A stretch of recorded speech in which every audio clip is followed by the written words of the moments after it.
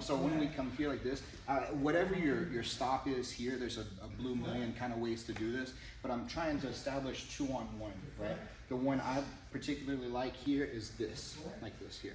So I'm blocking with one here like this, and then this one's grabbing. Okay? So it's a block and a grab here. Because this way, if I fumble and I miss it, I've still got a lead barrier like this. And I'm kind of like tucking a little bit here this way at first, but I want my head to come into place here as well. And I want to think about that head placement. That's going to be kind of important, because you'll notice, like, if I leave disconnected here and we're fighting out here this way, then he's going to be able to like control a lot more, versus here this is a little more awkward for him, like this. Once I make this initial stop here, the next thing that I want to look to get to is I want to get my arm to the inside here, right? So here, and then I'm going to grab inside. The good thing about this block here is I'm cupping and my forearm's coming over the top of his like this, right? And this is keeping it kind of wedged underneath. Right? I'm not going to hang out here too terribly long, but I want to at least get that established, right? So, so it comes in here to hit. I hit here this way. My head's driving in, and I want to get this kind of grip like this. Okay. We'll go ahead and add one more piece to it because there's a lot of stuff I want to cover tonight. But I go here, here, and then I want to tuck it like this. I open after this initial phrase here. I open and tuck it underneath my arm. Try not to stab yourself on the way in if you can help it. Right. Tuck here this way. Okay. Once this happens, I circle around. And I want to come over here, right? So I'm grabbing here on the hip, okay? I want to get this bite like this here. So we'll be nice to each other in here. If your partner has some like kind of material pants or shorts on like that, then that's good. You can use that to help pull this way, and I want to get my hips in tight to him. If not, you're just going to kind of cow bite on this side here and pull his hip towards you, okay? So again, we go here like this. I make that stop here this way. I get my inside grip like that. I tuck, and then I want to come around to the outside here, right? We'll be nice as possible, but keep in mind, this is clamping down. I'm hugging here. I'm pressing my chest here, so this feels like a shoulder lock on him here, and I'm driving my hip in and pulling his hip toward me on this side. So it's like ripping all this stuff apart, okay? Does this make sense? Good, let's do it, 1, 2, 3. Because it is possible you get here, you stop this, and you come inside, you've got the arm over here like this, but I don't feel like I can get around him, right? Because maybe his hips are too far back, or my hips are out of position or whatever.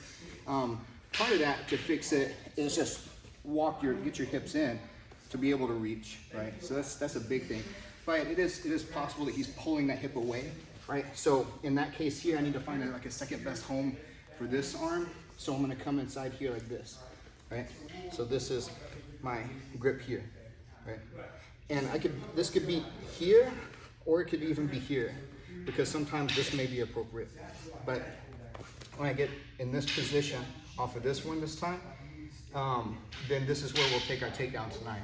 There are takedowns from here, right? I can trip back, I can bump backward here like this, but we're gonna look at what happens if I wind up out here on the arm. And once I get out here on the arm this way, I'm gonna drag him. Now we'll have to be kind of nice to our partners, because you can already feel the torque right here on the shoulder and slightly on the elbow, right? Which is great, because I want, you know, this arm to be like not functional anymore, but not for my partner. So when we get in here, I wanna step my legs back, and I wanna drag toward the floor this way here, okay? So I'm trying to get his shoulder all the way to the floor, if we can, okay? So I'm being nice and going here, right? When I want it to be like this, okay? So we come in, make the block here to get inside on the arm. I pass to get this connection. I come up into the armpit, and then I'm gonna drag down to the floor here this way.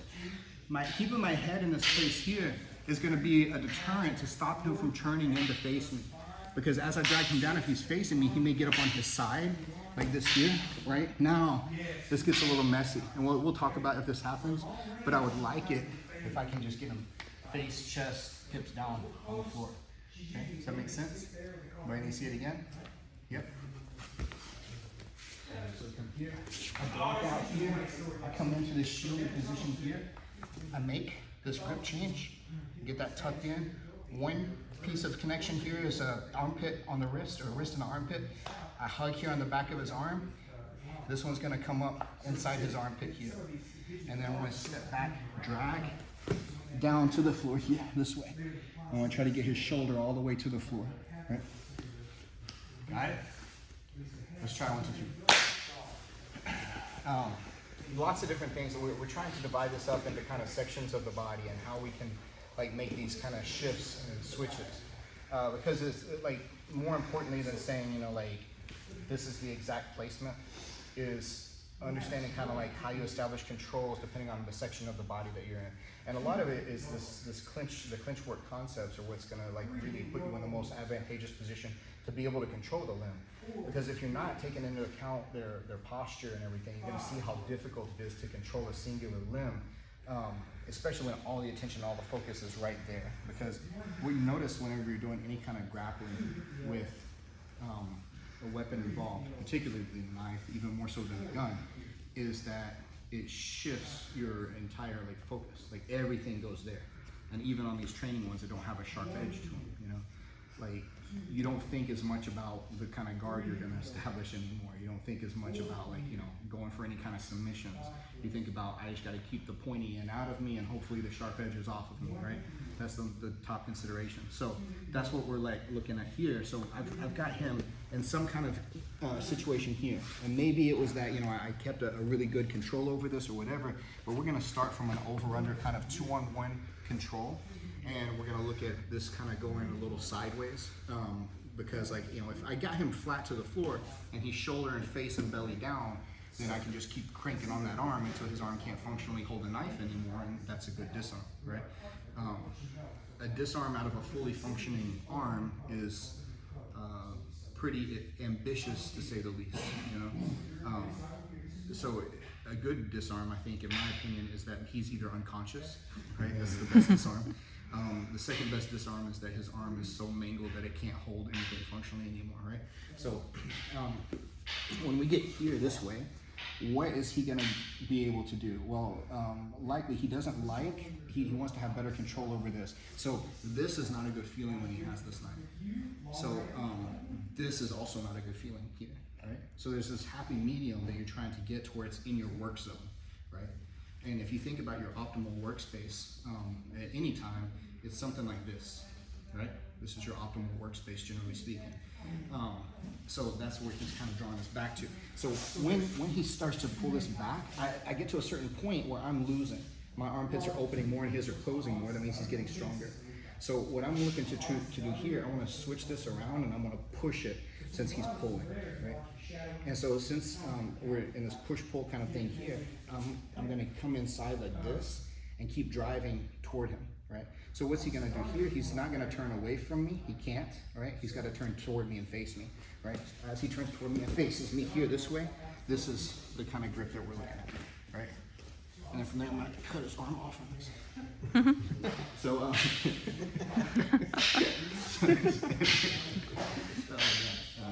I just got a funny image in my head. So when we get here now, so now this is too close, right? So now he doesn't like it too close. Now he's gonna try to push it away. So I gotta follow it somehow. So he's probably not gonna pull it through here, right? Because I'm blocking this wedge. So we're gonna trace it around the top of the head here. So as he goes over the head here, I'm pinning it across to this side of the floor. This is where I'm trying to get to for right now. Then we'll talk about what happens next after this, but this is where I'm just trying to get to, okay? So we start from back here. We made the takedown to here like this, but I left him enough space. If you guys were here last night when we were talking about omoplata and how I want to get his shoulder and his hip to the floor before anything else, it's because he has a foundation good enough to where he has mobility. So he's drawing this back in because he has this foundation. So as he draws it in here this way, then I take it back right here, and if it goes back toward him here, I'm on top, okay? Again, Alex is probably, even if he's trained, he's probably not thinking about what kind of guard he's gonna establish right now.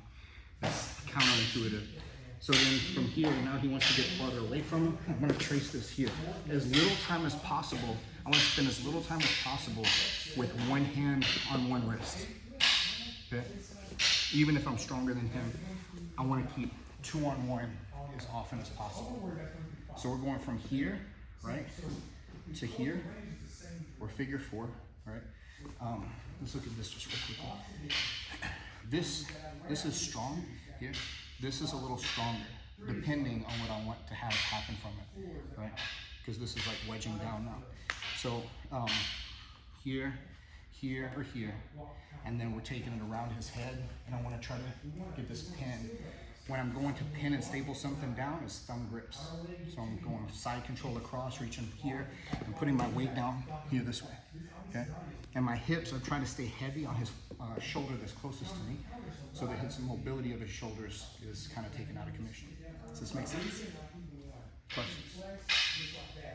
Let's do it, 1, 2, 3. I know this, like, something about it gets pretty miserable, because like you're just like trying to move this arm, you're just getting kind of crunched and steamrolled the whole time.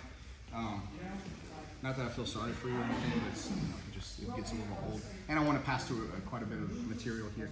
So like when we get here and we start this kind of position here, as he starts to draw this inside, I start to drive in and over him like this. He starts to take it across. I want to get heavy hips immediately, but if I can like find a little better positioning, let's turn this way a little bit. If I find a little better positioning, then that's good. Because like being heavy on this side is initially going to be an impediment to him to be able to reach across and try to switch hands or anything, right? So you know, as we do that here, I'm going to try to journey kind of around the top of his head, so I can be in the wedge of his armpit here, and be on the wedge of his neck on this side, or the wedge of his neck on the other side, and that's kind of what I'm aiming for drill purposes here.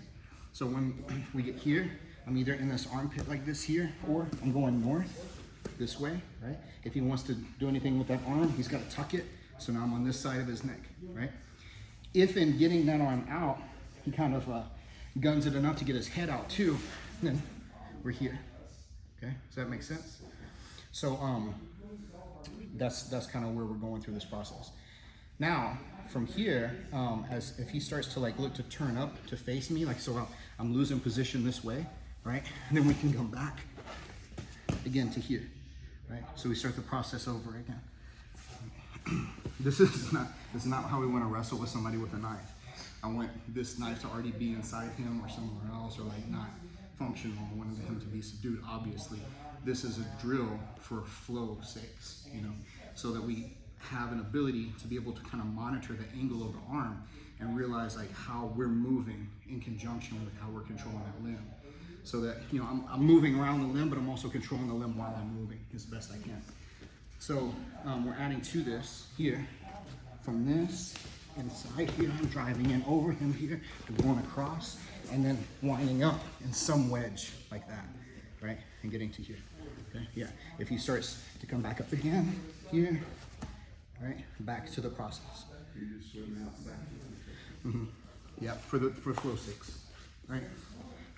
Let's do this a couple times, add that to it, look at where my hips can be positioned, whether under his armpit, on this side here, or on the far side, and maybe take it through a cycle of him turning into me and going back just a couple of rounds. And then we will, we're not being ultra competitive right now or anything either. We're obviously moving with intention and resistance a little bit, but we're trying to be mostly cooperative, right? Yeah, let's look at this, and then we'll look at a disarm in just a moment. Okay? Let's go 1, 2, 3. As fine as motor skills as we'll get to talking about this kind of stuff, because we want to keep this as gross motor action as possible, because everything kind of shrinks under duress anyway. So some certain moves we want to kind of exaggerate, not because we want to try to develop unrealistic energies or anything, but we know those things are going to kind of shrink under duress, right? And this is a higher stakes situation because there's a weapon involved, and so the nerves surrounding this are going to accelerate. It's much scarier knowing that he has this thing in his hand. Like I'm much less concerned about him punching me, especially from a grappling range, than this that doesn't have to have any kind of velocity. It doesn't have to have like a perfect angle or anything. It doesn't have to be reloaded. It doesn't malfunction, you know. So that's why the knife in so many ways is a lot scarier than a gun. But what we're talking about, we go here. Once he's pulling back in, if I can switch to palm up, which is not the most like it doesn't require the most dexterity in the world to make that switch, especially because I'm controlling high up here. This is okay, this is fine, even, something else is fine. But for me, like, what I feel like is strongest on this one here is to weave through, because that's a pretty strong control right there. I've got a strong lever wedged inside there, and so like I can accelerate the process of it going back toward him here. And that's ultimately what I would like. I'm not just trying to like press this against him. I want that to go into him right here, so that'd be helpful. Once we get all the way across, we go here, like this. I'm chasing this around. I get this pin to the side.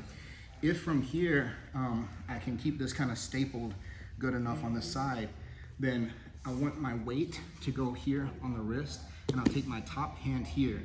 I'm not gonna use this hand, right? I'm gonna use the north side hand.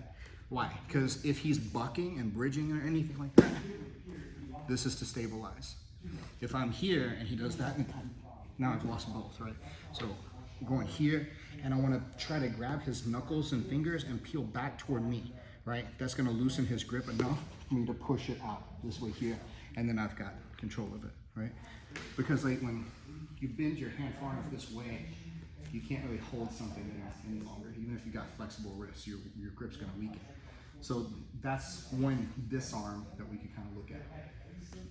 That's the closest thing to disarming a fully functional arm that I would say I'm comfortable with showing on anything like that. Now, during this process, what we're not talking about, that I don't want to leave it too implied, is that there are striking opportunities along the way.